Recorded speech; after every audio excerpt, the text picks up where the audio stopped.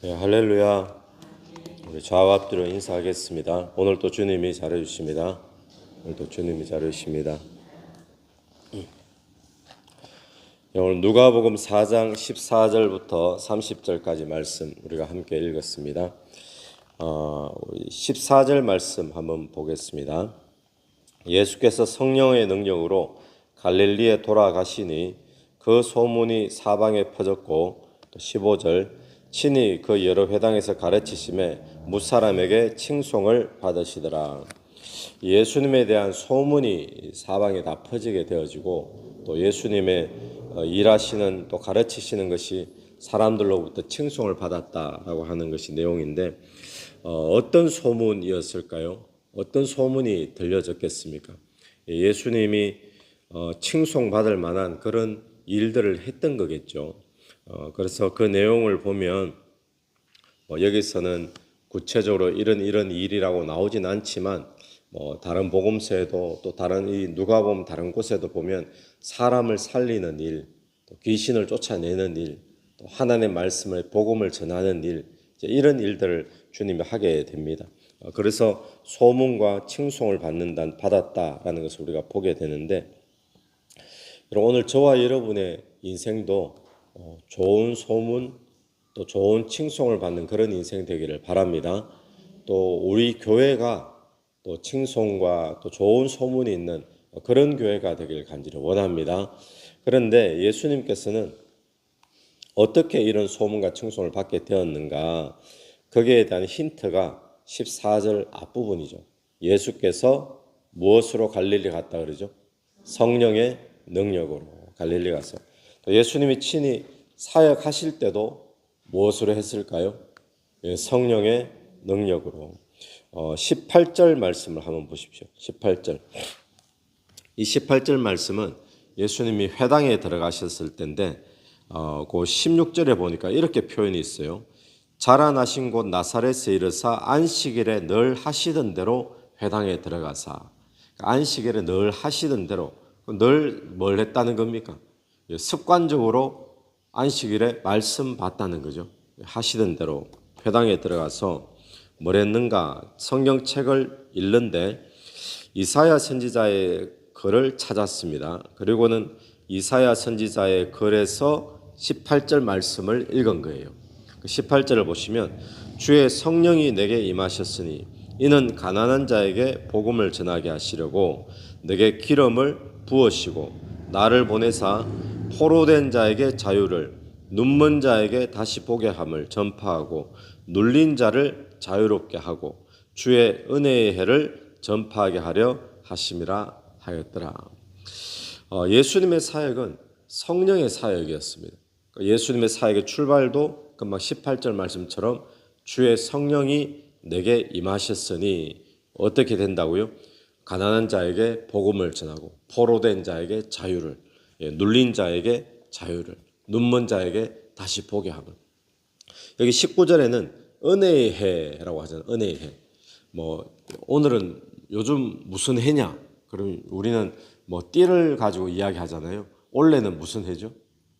뱀의 해 이렇게 나오잖아요. 그런 것처럼 지금 해가 어떤 해냐 했을 때 은혜의 해. 이거 뭔가 하면요. 주빌리를 이야기해요. 주빌리. 뭔가 하면 희년을 이야기해요. 희년 때가 되면, 희년 때는 포로된 자든 노예가 되었던 자든 또 빚졌던 것이든 전부 다 원상태로 다 회복시켜 주는 것이 희년이죠. 그러니까 희년에는 그 빚지고 이런 자들이 다 탕감받고 또 몸이 팔려갔던 자들도 다 자유롭게 되어지고, 그러니까 이거는 완전히 축제가 되는 것이 희년이죠. 그 희년 이렇게 돼요. 희년. 즉 은혜의 해는 그런 해를 합니다. 그럼 예수 그리스도가 오셔서 은혜의 해를 뭐 한다고요? 전파하게 하려 하십니다. 그럼 오늘 우리가 지금 무엇을 누리는가 하면 지금 은혜의 해를 누리는 거예요. 죄에 매이고 마귀에 매였던 자들이 예수님이 오심으로 자유케 되었잖아요. 감사가 넘치고 축제가 되어지고 그게 오늘 우리의 삶이 되어야 될 줄 믿습니다. 근데 예수님의 사역을 보면 오늘 갈릴리로 갈 때도 14절 말씀에 성령의 능력으로, 또 이사야 선지자의 글을 펴서 메시아의 사역에 예언된 부분인데 그걸 이야기할 때도 성령께서 내게 임하셨으니 라고 이야기하죠. 성령 사역이 있어요. 자, 그러면 칭송과 소문이 나게 되었는데 무엇 때문에 칭송과 소문이 그렇게 퍼져나갔을까요? 예, 성령의 역사 때문에. 성령 역사 때문에. 오늘 저와 여러분의 인생에 성령 충만함이 있게 되기를 바랍니다. 또 우리 교회가 성령 충만함이 있기를 원합니다. 그래서 칭송과 소문이 언제 퍼져나가느냐? 성령 충만하면 그 인생이 다른 사람에게 영향을 끼치고 칭송과 소문을 끼치고 또 이 교회가 성령 충만하면 그 칭송과 소문이 퍼져나가는 그런 아름다운 교회로 세워지게 될 줄 믿습니다. 이 아침에 다시 한 번 더 성령 충만을 사모하십시오. 또 성령을 의지하십시오. 그래서 칭송과 소문이 퍼져나가는 저와 여러분의 인생 되기를 간절히 축원합니다. 그리고는 22절에 보면 그들이 다 그를 정언하고 그 입으로 나오는 바 무슨 말 그러죠? 은혜로운 말을 어떻게 해요? 놀랍게 여겨. 은혜로운 말을 듣고 놀랍게 여겼다. 예수님이 요 말씀만 읽은 게 아니겠죠. 요 말씀을 읽고 요 말씀에 대한 설명이나 코멘트나 또 다른 말씀을 함께 했겠죠. 듣고 온 사람들이 은혜를 받은 거예요. 그리고 놀라운 말씀이다. 은혜로운 말씀이다. 그렇게 되어진 거죠. 그런데 지금 요 말씀을 읽은 장소가 회당인데 어느 동네의 회당이죠? 나사렛의 지금 회당인 거예요. 읽고 사람들이 은혜 받고 놀라고 했는데 그런데 결론은 어떻게 되어졌을까요? 변화되어졌을까요? 사람들이? 변화 안 되어지고 아까 읽었듯이 마지막에 가면요. 예수님을 죽이려고 하게 되어지죠. 그 은혜로운 말씀, 놀라운 말씀을 듣고도 오히려 죽이려고 하게 되는 거예요. 은혜 받고 이게 아무 소용이 없는 거예요. 왜 그랬을까요? 왜 그랬을까요? 이들이 예수 그리스도에 대해서 오만과 편견이 있기 때문에 그렇습니다. 그래서 이 보면 22절 다시 보십시오. 은혜로운 말을 놀랍게 여겨 이르되 이 사람이 요셉의 아들이 아니냐. 동네 사람들 다 알죠. 저때 그 기저귀 차고 돌아다니는 애 아니냐. 어릴 때 그 까불더니 언제 저렇게 지금 이런 식이 돼가지고 은혜로운 말씀은 맞는데 놀라운 말씀은 맞는데 이게 자기 자신의 삶을 변화시키는 말씀으로 안 와닿은 이유는 뭔가 하면 그들이 가지고 있는 선입관 또 편견 또 그들이 가지고 있는 오만 이런 것들이 그렇게 만들어 버린 거죠. 그러면서 의사야 내 자신을 고치라는 속담 이야기하는데 의사가 자기가 가지고 있는 약으로 네 자신부터 고치라 이런 이제 빈정되는 이야기로 쓰여졌습니다. 이 속담이. 그리고는 예수님이 하시는 말씀이 엘리야 시대의 이야기를 해요.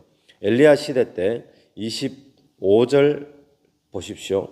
보면 하반절에 3년 6개월간 큰 흉년이 들었잖아요. 그때 이스라엘에 많은 과부가 있었지만 이스라엘의 많은 과부가 이렇게 기적을 경험한 게 아니고 엘리야가 그중 한 사람에게도 보내심을 받지 않고 오직 시돈 땅에 있는 사렙다의 한 과부에게 뿐이었으며 그러니까 사렙다 과부가 기적을 경험하고 이 흉년의 시대에 과부의 인생에서 어려움 겪지 않고 통과할 수 있었잖아요. 엘리야가 역사가 있었죠. 또 하나 똑같은 예를 이야기하는 것이 27절 또 선지자 엘리야 시대에 이스라엘에도 나병 환자가 많았는데 그런데 누가 고침받아요? 그중 한 사람도 깨끗함을 얻지 못하고 오직 수리아 사람 나만뿐이었느니라. 그러니까 이스라엘 중에도 과부가 많았어요. 그런데 그런 과부들은 하나님의 역사를 아무도 경험하지 못했어요. 또 이스라엘 중에도 나병 환자 많았잖아요. 그런데 그들 가운데 나은 사람 한 사람도 하나님의 역사를 경험 못했어요.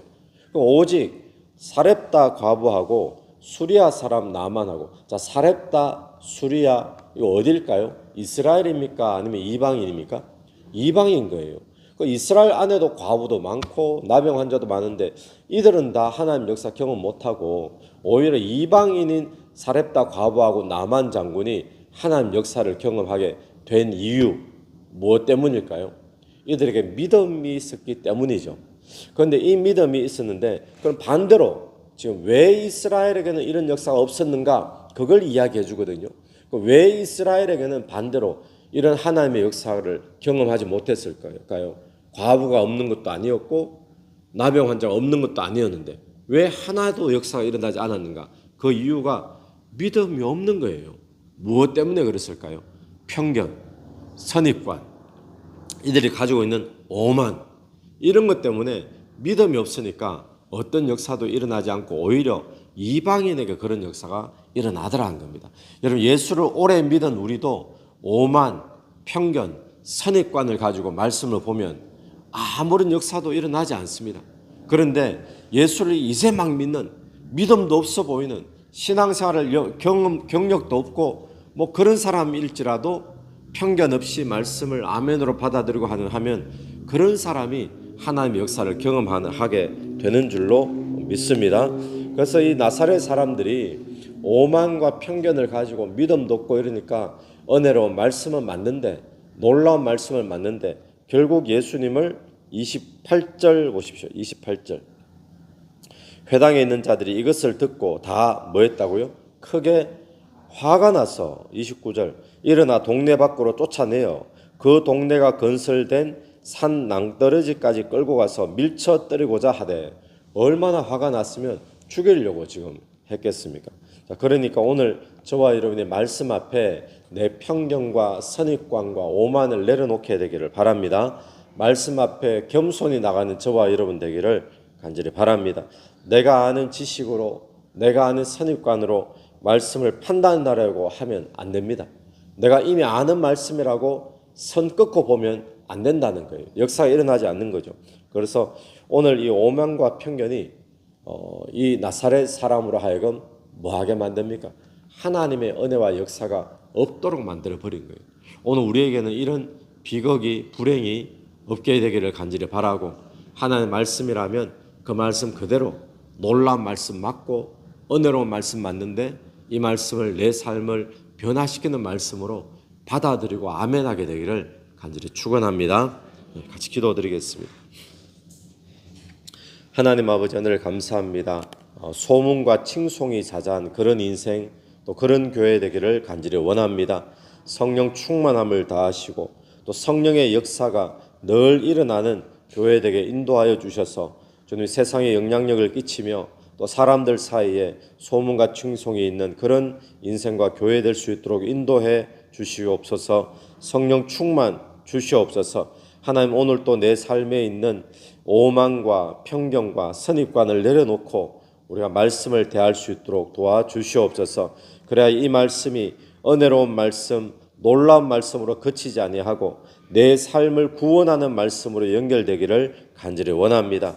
이 새벽에도 기도하며 나갈 때 각자의 기도 속에 하나님 역사해 주시고 기도 제목 가운데 역사해 주시옵소서. 예수님 이름으로 기도드립니다. 아멘. 오늘도 예수 이름으로 승리하시는 하루 되길 바랍니다.